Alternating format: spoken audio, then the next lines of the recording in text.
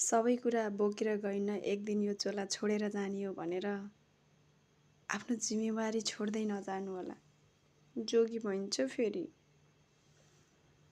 कति धेरै आँसु आउँछ।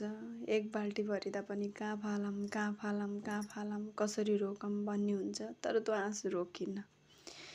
ज्ञान हाम्रो जीवनमा बहुत जरुरी छ, तर त्यो ज्ञानबाट हामीले के लिने हो भन्दाखेरि एक दिन सबै छोडेर जाने हो। तर त्यो छोडेर जाँदाखेरि चाहिँ राम्रो कुरा मात्र लिएर जाने हो भन्ने कुरा चाहिँ हाम्रो राम्रो सोच, राम्रो विचार, राम्रो भावना, सबैसँग गरेको राम्रो व्यवहार, अनि त्यो राम्रो व्यवहार चाहिँ हाम्रो जीवनको सबैभन्दा ठुलो जिम्मेवारीले पुरा गरिन्छ के।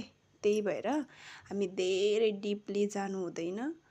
हामीलाई खाना खानु सबैलाई पर्छ, कपडा लाउनु सबैलाई पर्छ, त्यसको लागि पैसा चाहिन्छ र त्यसको लागि चाहिँ हामी कुनै न कुनै कार्य गर्नुपर्छ, कुनै न कुनै चिजमा आश्रित हुनुपर्छ है।